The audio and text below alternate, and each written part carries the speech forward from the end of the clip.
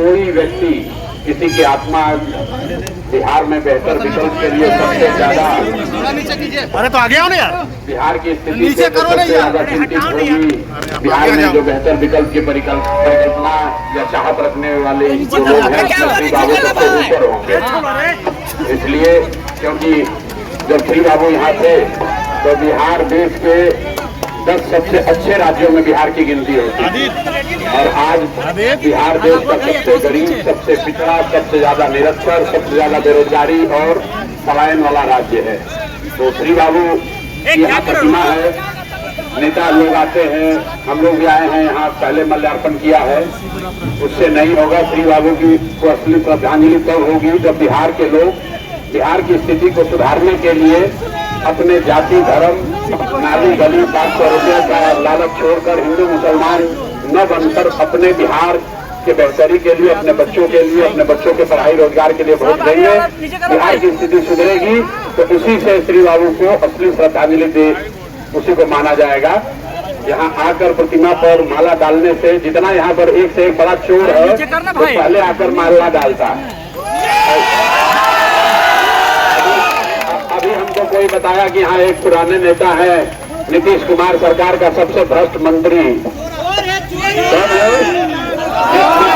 कुमार सरकार का सबसे भ्रष्ट मंत्री अशोक चौधरी। हम डरते नहीं है, हमको सर्वदलीय नेता है ये अशोक चौधरी, सर्वदलीय नेता है।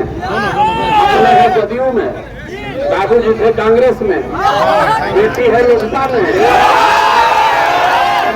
भाजपा में, पीछे से आरजेडी में भी डील किया होगा। एक सर्वदलीय नेता है और 200 करोड़ रुपया का संपत्ति खरीदा। प्रेस कॉन्फ्रेंस किए तो हमको धमकी दिया कि हम मानहानि का मुकदमा कर देंगे। 10 दिन के बाद तुम्हारे कह रहा है कि ना अब मुकदमा नहीं करेंगे, अब जनता की अदालत में जाएंगे। जनता की अदालत में भाई साहब आए हैं बरबीघा में और हम घुसे हैं तो लोग कह रहा भैया बहुत पैसा बांट रहा है। अब बताइए 500,000 करोड़ रुपया लूटा है बिहार से, तो आके यहाँ पर कुछ चेंज खुदरा बांट रहा है पब्लिक को बेवकूफ बनाने के लिए। तो सब भैया जो पैसा बांट रहा है, जिसको पैसा मिले पैसा पहले लेना है, पैसा लेना है। हम ही लोग का लूटा हुआ है, जो कुछ तो कम से कम निकाले इसके खजाना से, नामी बेनामी बहुत पैसा बनाए, तो इनसे पैसा लेना है। लेकिन जिस दिन वोट देने जाना है उस दिन इतना जोर से ठोकिए, इतना जोर से ठोकिए कि एगो फर्जी डिग्री लगा के प्रोफेसर बने हैं 60 साल की उम्र में। अब इनको विधायकी से मुक्त कर दिया जाए कि अब कॉलेज में जाकर ही पढ़ाना शुरू करें। तो बिहार सरकार से सैलरी भी ले रहे हैं, बिहार का युवा बेरोजगार है कि भाई साहब एमएलए भी है, मंत्री भी है और प्रोफेसर भी रहेगी। परीक्षा दिए पता नहीं चला, 57 साल की उम्र में पटना यूनिवर्सिटी में प्रोफेसर हो गए। तो अब इनको एगो काम से मुक्त कर दीजिए, आप लोग विधायकी से मुक्त कीजिए ताकि जाकर कम से कम पटना यूनिवर्सिटी में पढ़ाए। सब लोग तैयार है ना भाई? सर्वदलीय नेता अशोक चौधरी का इंतजाम यहाँ होना चाहिए ना, भाई होना चाहिए कि नहीं होना चाहिए? जरा जोर से बोलिए जय बिहार। श्री बाबू की प्रतिमा यहाँ है, इनको साक्षी रखकर बोलिए जितने भ्रष्टाचारी हैं इनको जेल जाना चाहिए कि नहीं जाना चाहिए? जन स्वराज ने कहा है जैसे व्यवस्था बनेगी 2 ही काम पहले होगा। 14 के बाद कोई लड़का 10-12 हजार रुपए की मजदूरी के लिए बिहार से बाहर,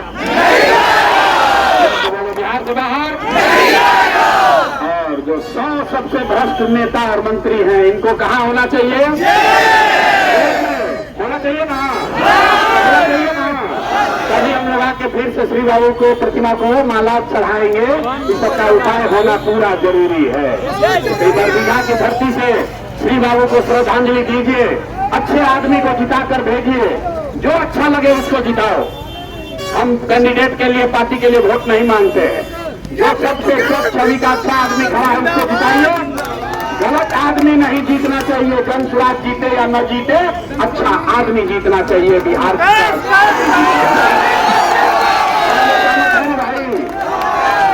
किसी भी दल का जो सबसे अच्छा आदमी है उसको वोट दीजिए। अगर जमसुराज का प्रत्याशी गलत है तो उसको भी हराइए।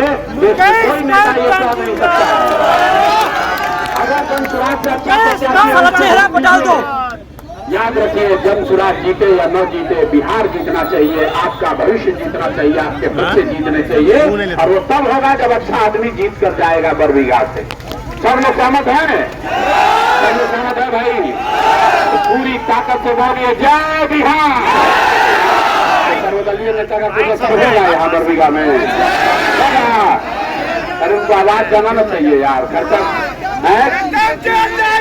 बिहार से बहुत लूटा है तो आप लोग के जिम्मे कुछ वसूल लीजिए। आप लोग सबको मिल के वसूलिए।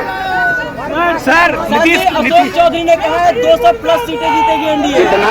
200+ सुनिए, अशोक चौधरी ने कहा है 200+ सीट जीतेंगे। उनको 200 से नीचे इसको आदमी को समझे में नहीं आता है। संपत्ति का भी घोटाला किया तो 200 करोड़ का संपत्ति खरीदा है। बिहार की गरीब जनता खाने के लिए तरस रही है। 10,000 के लिए बच्चा सब जाके बाहर मजदूरी कर रहा है। पटना अकेले में 200 करोड़ का संपत्ति खरीदा। बताइए, अगर है 200 सीट जीतेंगे। बिहार की जनता इतना बुर्बक है? साल चुपचाप पैसा लेना है और जाके नीचे बदलाव का बटन दबाना है। बिहार में बदलाव होना चाहिए कि नहीं होना चाहिए? होना चाहिए ना भाई? फिर क्या चिंता?